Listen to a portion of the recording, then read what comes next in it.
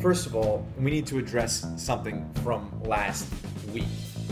The 5 probably impeccable picks that I made were the most disastrous in the long and storied history of this show. We went 2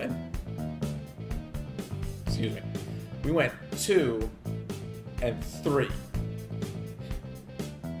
I've never been so embarrassed. And consider that I edited this video one time using iMovie.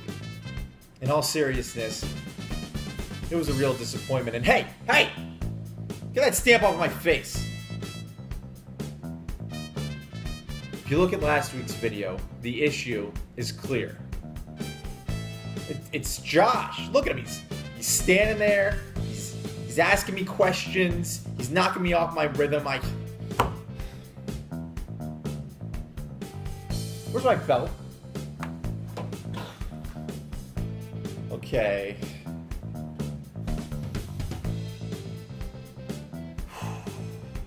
Oh, and one last thing about last week. I know that my arms are pale, okay? Yeah. Internet trolls. Let's get to some picks. Start off in the EPC, Liberty at Easton.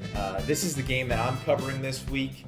I'm pretty sure that it's going to be the first time that I'm in Cottingham since a JV game in high school where I was unintentionally cleated in the groin. Precious memories. Let's hope this trip goes a little better. Easton wins. Elsewhere in the South Division, Nazareth at Parkland. Nazareth has Jahan Dodson, Zach Kiefer, and the ability to throw the ball.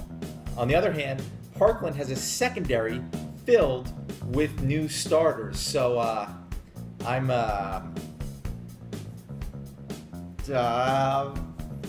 blaming this on Josh too.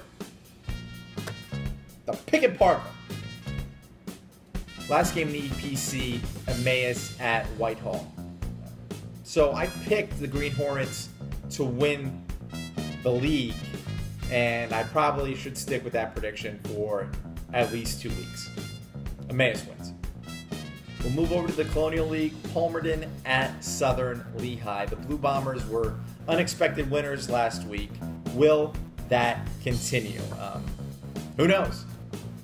I clearly don't know what's going on. But I'm picking Southern Lehigh. Last game for this week, Palisades at Wilson.